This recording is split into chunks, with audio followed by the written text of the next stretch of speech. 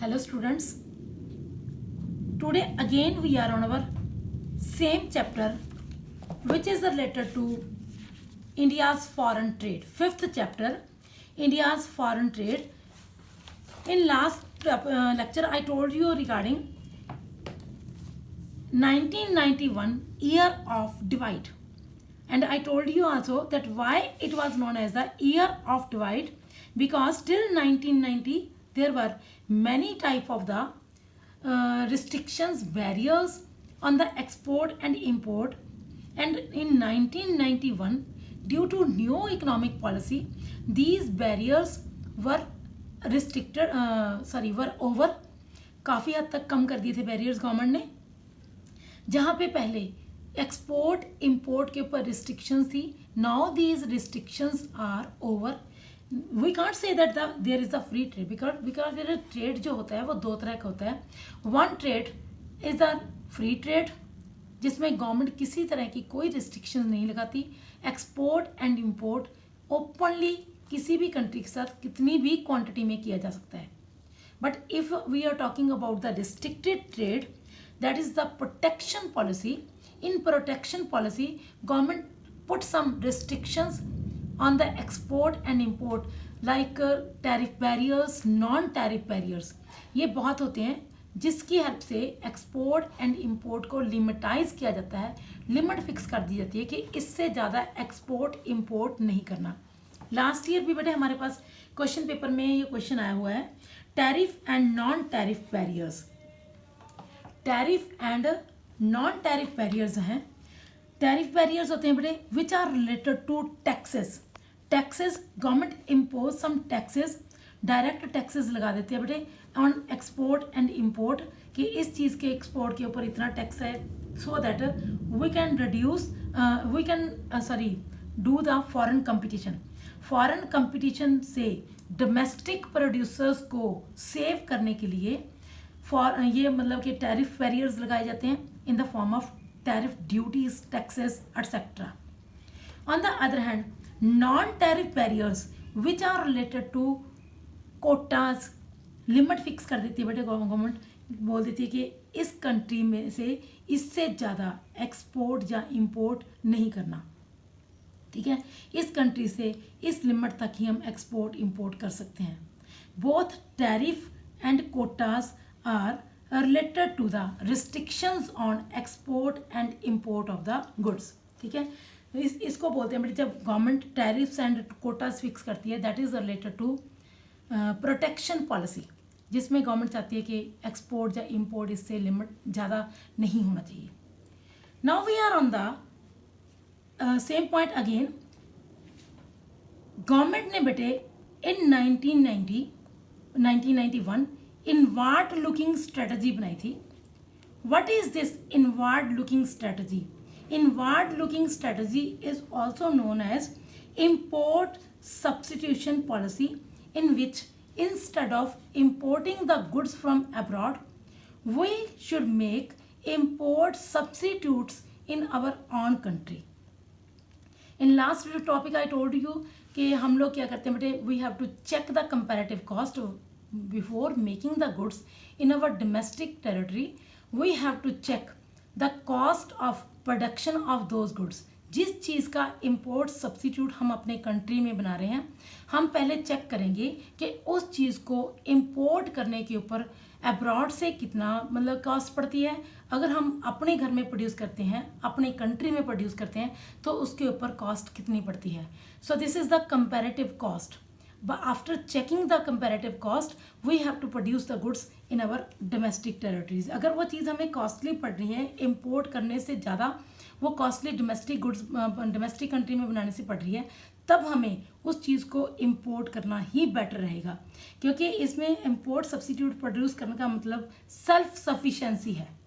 We want to be self sufficient.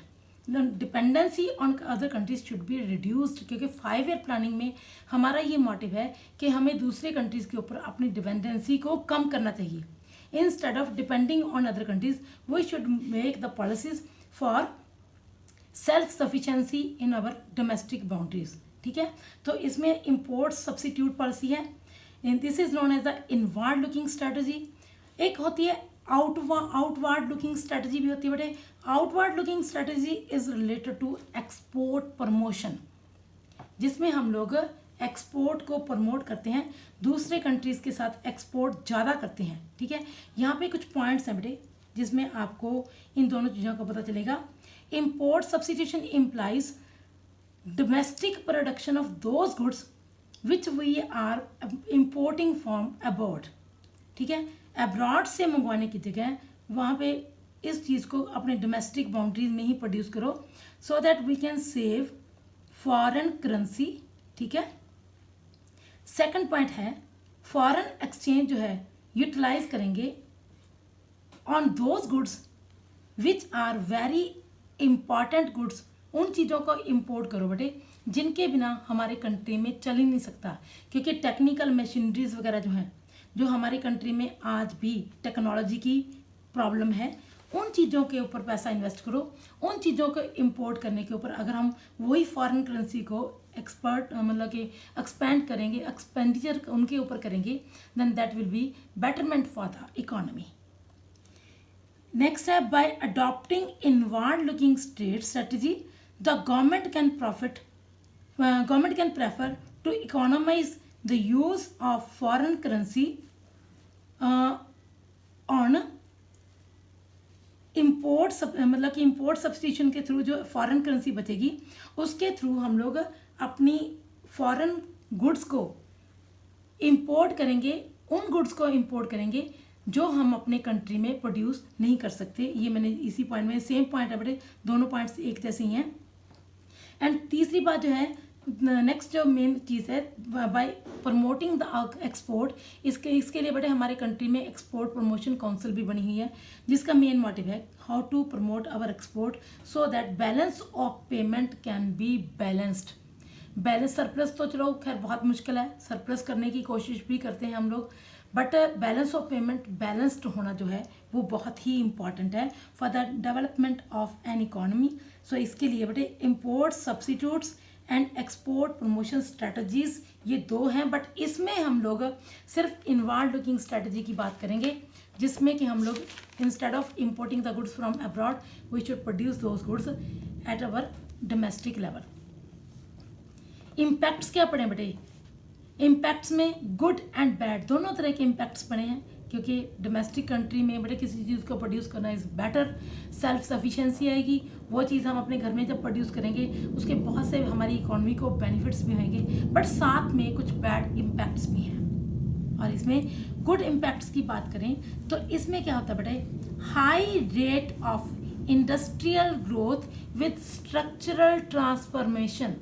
Structural transformation is related to change in the way of production। हमारे country में structure change कब होएगा? जब कोई नई टेक्नोलॉजी से हम लोग चीज़ प्रोड्यूस करते हैं। फॉर एग्जांपल ग्रीन रेवोल्यूशन की बात करें, एग्रीकल्चर में ग्रीन रेवोल्यूशन क्यों आया है? Because we have used the mechanised means for this purpose. तो इसका मतलब वहाँ पे स्ट्रक्चरल ट्रांसफॉर्मेशन आ गई। जब स्ट्रक्चरल ट्रांसफॉर्मेशन, अब इम्पोर्टेड गुड्स हम अपने घर में प्रोड्यूस करेंगे तो that is also structural transformation our country, and it will create higher GDP in our economy, that will create higher level of employment in the economy, and higher level of employment will create more income in the economy, and that will create the stronger position of our economy। ठीक है, second is diversification of industrial growth. Diversification मतलब कि डाइवर्शंस, हमारी economy में कुछ new changes आएंगी। ठीक है, 1950 से 1990 में बहुत सारी इंडस्ट्रियल डाइवर्सिफिकेशंस आई, मॉडर्न इंडस्ट्रीज हमारी कंट्री में लगी। इनवर्ड लुकिंग स्ट्रेटजी की वजह से हमने वो गुड्स अपने कंट्री में प्रोड्यूस की जो हम पहले इंपोर्ट करते थे। रॉ आयरन पहले हम बहुत मंगवाते थे, अब रॉ आयरन की जगह पे हम लोग प्लास्टिक को यूज़ करें। प्लास्टिक का फर्नीचर, प्लास्टिक की फिटिंग पाइप्स, प्लास्टिक के फैंस वगैरह, ये सब कुछ प्लास्टिक का बन रहा है आजकल, क्योंकि प्लास्टिक हमारे कंट्री में बहुत है। ठीक है, इलेक्ट्रॉनिक्स इंडस्ट्रीज़ में हम हमारे कंट्री ने बड़े सनराइज इंडस्ट्रीज़ हमने अपने कंट्री में प्रोड्यूस की हैं। Sunrise industries are related to electronics goods. ठीक है, ये हमारे कंट्री में इसी वजह से प्रोड्यूस हो पाई हैं क्योंकि इन चीज़ों के लिए गवर्नमेंट ने इन इंडस्ट्रीज़ को प्रोटेक्शन प्रोवाइड की है, जिसकी वजह से ये गुड्स हमारे डोमेस्टिक इकॉनमी में प्रोड्यूस होने शुरू हो गए हैं और इसकी रूट्स काफ़ी डीपली फैलनी शुरू हो चुकी हैं। ऑटोमोबाइल इंडस्ट्रीज़ ये हमारे कंट्री में बनने शुरू हो चुकी हैं। अर्लियर हमारे कंट्री में बेटे 2 ही कारें थी पहले, मतलब एक थी फिएट एंड दूसरी एम्बेसडर, बट मारुति सुजुकी ये हमारे कंट्री में प्रोड्यूस होनी शुरू होगी, जिसकी वजह से लोगों को जो बड़ी गाड़ियाँ थी उसकी जगह पे एक कम्पैक्ट सी छोटी सी गाड़ी मिली, तो उसकी डिमांड हमारे कंट्री में बहुत ज़्यादा बढ़ गई और यहीं पे प्रोडक्शन होनी शुरू हो चुकी थी। ठीक है, तो इस तरीके से हम लोग आगे सर्वाइव कर सकते हैं अच्छे तरीके से। ठीक है, नेक्स्ट है opportunities of the investment. If we people are doing the productions in our domestic areas, naturally investment level will increase. More the investment will create more the level of employment, more the employment opportunities in our economy. More level of employment means to say more income, and more income will cause more aggregate demand, and aggregate demand will increase. Then obviously we have to create aggregate supply also, and ये दोनों चीज़ें आपस में क्या हो जाएंगी, बराबर हो जाएंगी। That is the effective demand. और किसी इकोनॉमी में अगर एग्रीगेट सप्लाई एग्रीगेट डिमांड के अकॉर्डिंग है, that economy will be well developed economy. ठीक है, इसके साथ ही if we are talking about the good points, definitely there are some bad impacts also. In bad impacts the very first is growth of inefficient public monopolies. Protection policy की वजह से बेटे हमारे कंट्री में गवर्नमेंट के पास कई कामों के लिए मोनोपोलीज बन गई। हमारी इकोनॉमी में प्राइवेट प्रोड्यूसर्स को जब हमने कह दिया कि ये काम आप लोग प्रोड्यूस करोगे, तो उसमें प्राइवेट प्रोड्यूसर्स में भी मोनोपोलीज आ गई। और वहाँ पे जब मोनोपोलीज होती हैं तो उससे क्या होता है कि हमारे कंट्री में अकॉर्डिंग टू जितनी डिमांड होती है उसके अकॉर्डिंग प्रोडक्शन नहीं हो पाती, जिससे क्या होता है इनएफिशिएंसीज भी क्रिएट होती हैं, क्योंकि हम लोग उस ऑर्डर को कंप्लीट करने के चक्कर में जैसा भी काम हो रहा है वैसा काम करने की कोशिश में करते हैं। ठीक है, यहाँ पे एक एग्जांपल दूसरी तरह की भी दी गई है, जैसे टेलीकम्युनिकेशन है। जब बेटे हमारे इंडिया में टेलीफोन्स काफ़ी ज़्यादा इंट्रोड्यूस हो गए टिल अबाउट 1990, उस टाइम पे बड़े BSNL था, गवर्नमेंट के पास उसकी मोनोपोली थी। इतने ज़्यादा लोग ऑर्डर्स कर रहे थे टेलीफोन्स के लिए, उतने ऑर्डर्स के कंप्लीट करने के लिए it was very tough for the government to meet such इतने ऑर्डर्स को पूरा करना। ठीक है ना, तो उस टाइम पे गवर्नमेंट के लिए जब बहुत मुश्किल था, तो we know all that people had to wait for the long time कि ये गवर्नमेंट हमारे टेलीफोन्स के कनेक्शन उन्हें कब देगी, और इस तरीके से एफिशिएंसीज क्रिएट हुई काफ़ी सारे। सेकेंड है lack of competition implies lack of modernization. The producers, those who were having the monopolies of the production of import substitutes, ठीक है, उन लोगों को पता था कि उनको प्रोटेक्शन मिल चुकी है, अब उसका सब्सिट्यूट इम्पोर्ट वो चीज़ है वो तो कंट्री में आनी नहीं है, क्योंकि they are making the substitutes. ठीक है, गवर्नमेंट ने बहुत सारे टैरिफ बैरियर्स लगा दिए उन चीज़ों के ऊपर जो चीज़ पहले इंपोर्ट होती थी। नतीजा क्या निकला कि कंपटीशन कम हो गया। जब कंपटीशन कम हो गया तो प्रोड्यूसर्स को पता चल गया कि ये चीज़ हमारे कंपटीशन में अब कोई नहीं है, तो जैसी मर्जी चाहे वो चीज़ प्रोड्यूस कर सकते हैं और वो चीज़ उनकी सेल होएगी ही होएगी। तो उसमें क्वालिटी की जो थी वो प्रॉब्लम आ गई थी, क्वालिटी जो थी काफ़ी पुअर हो गई थी। ठीक है, लोग जो थे वे प्रोटेक्शन के चक्कर में उन्होंने क्वालिटी को वीक कर दिया। एंड नेक्स्ट है indiscriminate spread of public sector enterprises. Government से जब पब्लिक लोगों को परमिट्स मिलने शुरू हो गए, उनको लाइसेंस मिलने शुरू हो गए, तो एट दैट टाइम लोगों ने क्या किया, बड़े थोड़े करप्ट वेज यूज़ किए।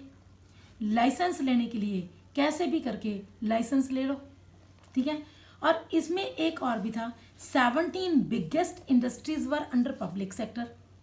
और जब पब्लिक सेक्टर ने सारे काम अपने अंडर ले लिए तो लोगों को एक किस्म का डर लगना शुरू हो गया कि लो जी अब गवर्नमेंट जो है वो तो चांसेस ऐसे बन गए थे कि अब तो ब्रेड एंड शूज़ जो है वो भी गवर्नमेंट के अंडर ही बनेंगे। प्राइवेट सेक्टर के लिए अपॉर्चुनिटीज़ कम होगी। जब प्राइवेट सेक्टर के लिए अपॉर्चुनिटीज़ कम होगी तो उन लोगों ने किसी भी तरीके से जिसको भी लाइसेंस मिलता है बाय हुक और crook they started taking the licences and by this way some corrupt ways also used for the licensing. ठीक है, इस तरीके से। और सेकेंडली एक बात और भी थी, जब गवर्नमेंट ने इतने सारे काम अपने अंडर ले लिए तो वहाँ पे गवर्नमेंट के पास बजट भी डेफिसिट बजट की प्रॉब्लम शुरू होगी, क्योंकि गवर्नमेंट इतने कामों को कोप अप नहीं कर पा रहा था। जब इतने सारे कामों को गवर्नमेंट कोप अप नहीं कर पा रहा था तो गवर्नमेंट के एक्सपेंडिचर्स जो थे वो शिफ्ट से इनकम से काफ़ी बढ़ गए। ये प्रॉब्लम वहाँ पे बेटे काफ़ी ज़्यादा आई थी उस टाइम पे। The next is last point है बेटे इकोनॉमिकल वायबल स्टेट एंटरप्राइजेस। अब पॉलिटिकल कंपल्सन, यहाँ पे ये भी हो गया कि एक काम को जब गवर्नमेंट ने शुरू कर दिया whether that is profitable or not, because government always take care of the social welfare, government always tries to make the socialistic pattern of society। इस चक्कर में एक बार एक काम जब गवर्नमेंट ने शुरू कर दिया whether that is profitable or not but government definitely will do the work, वो एक पॉलिटिकल कंपल्शन बन जाती थी कि हमने ये काम करना ही करना है। उस टाइम पे ये नहीं सोच सकते कि इससे लॉस भी है, लॉस को हम साइड पे रख के गवर्नमेंट के लिए वो एक कंपल्शन बन जाता है उस काम को करना, एक पॉलिटिकल कंपल्शन बन जाता है।